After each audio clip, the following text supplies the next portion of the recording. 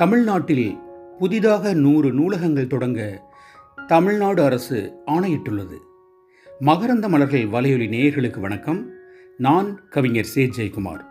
ஒரு நீண்ட இடைவெளிக்கு பிறகு உங்களை சந்திப்பதில் மிக்க மகிழ்ச்சி அடைகிறேன். வாசகர்களுக்கு, புத்தகங்களை படிக்கும் வாசகர்களுக்கு மகிழ்ச்சியான செய்தியை உங்களோடு பகிர்ந்து கொள்கிறேன். தமிழ்நாடு அரசு புதியதாக 100 நூலகங்களை திறக்க ஆணையிட்டுள்ளது. புனிதமுற்று மக்கள் புதுவாழ்வு வேண்டில் புத்தக சாலை வேண்டும் நாட்டில் யாண்டும் என்றார் புரட்சி கவிஞர் பாரதிதாசன். புத்தம் புதிய புத்தகமே உன்னை புரட்டி பார்க்க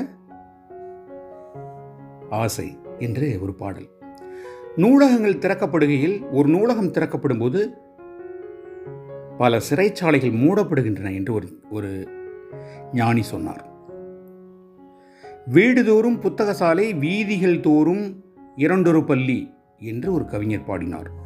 ஆக நூல்கள் நம்மை புத்தாக்கம் செய்கின்றன, மனிதர்களை புத்துருவாக்கம் செய்கின்றன, மனிதர்களுக்கு அறிவை தருகின்றன. நூல்களை படித்துக் கொண்டே இருக்க வேண்டும். இந்த வாசிப்பு பழக்கம் இப்போது குறைந்து வருகிறது. எனவேதான் பொது நூலகத்துறை வாசிப்பு இயக்கத்தை முன்னெடுத்து வருகிறது.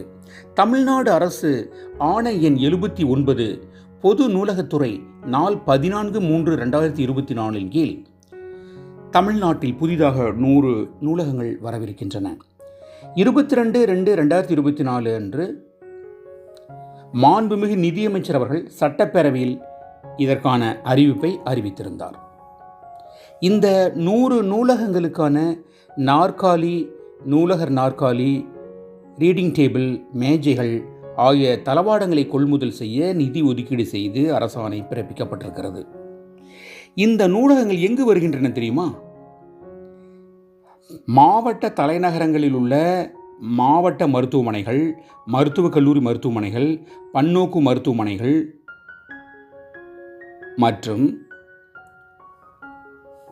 பேருந்து நிலையங்கள், மாநகராட்சி பேருந்து நிலையங்கள் உள்ளிட்ட மக்கள் நெருக்கம் மிகுந்த, மக்கள் அதிகம் வந்து போகின்ற, மக்கள் பேருந்துகளுக்கு காத்து கொண்டிருக்கிற அந்த இடங்களில், மருத்துவமனைகளில் மருத்துவரை பார்க்க, நோயாளி பார்க்க வந்து காத்திருக்கும் மக்கள் வாசிக்க வேண்டும் என்பதற்காக இத்தகைய மக்கள் நெருக்கடி, மக்கள் சந்தடி, மக்கள் வந்து போகிற இடங்களில் புதிதாக நூலகங்கள் தொடங்கப்படவிருக்கின்றன. மாவட்டத்துக்கு ஒரு நூலகம் வர வாய்ப்பு இருக்கிறது. 1 அல்லது 2 நூலகங்கள் வர வாய்ப்பு இருக்கிறது. இந்த நூலகத்தில் பணிபுரியும் பணியாளர்களுக்கான ஊதியமும் அறிவிக்கப்பட்டிருக்கிறது. நூலகர்களுக்கு 12,500 ரூபாய் ஊதியம் வழங்கப்படவிருக்கிறது. அதேபோல் தூய்மை பணியாளர்களுக்கு 1,875 ரூபாய் வழங்கப்படுகிறது. தூய்மை பணியாளர்களுக்கு நாளொன்றுக்கு 75 ரூபாய் வீதம் 25 நாளில் இத்தகைய ஊதியம் வழங்கும். இன்னமும் தூய்மை பணியாளர்களுக்கு மிக குறைந்த ஊதியம் தான் அரசு நிர்ணயிப்பது என்பது நெஞ்சை சுடும் உண்மை. பருவ இதழ்கள் இத்தகைய நூலகங்கள் இருக்கின்றன. 5 வார இதழ்கள், 10 மாத இதழ்கள், 3 தமிழ் நாளிதழ்கள், 2 ஆங்கில இதழ்கள், தலா 2 பிரதிகள் வைக்கப்பட்டிருக்கும் என்று அறிவிக்கப்பட்டிருக்கிறது. ஓராண்டிற்கான இவற்றின் செலவினம் 3,85,00,000 என மதிப்பிடப்பட்டிருக்கிறது. நூலக வரி முன்பணம் மூலமும் இதற்கான செலவினங்கள் ஈடுகட்டப்படவிருக்கிறது. நூலக ஆணைக்குழு நிதியிலிருந்து 4,05,25,600 ரூபாய் இதற்காக செலவிடப்பட்டிருக்கிறது.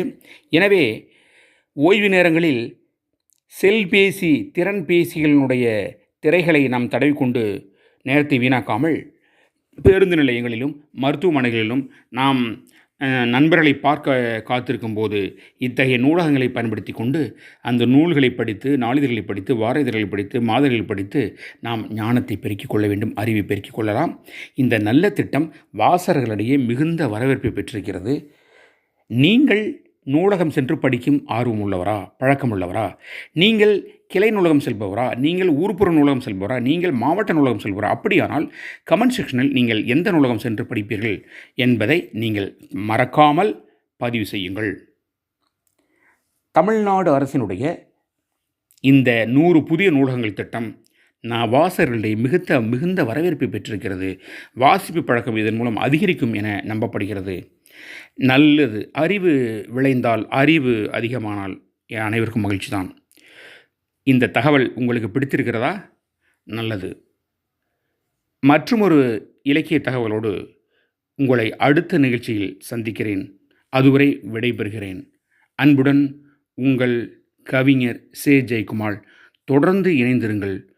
மகரந்த மலர்களை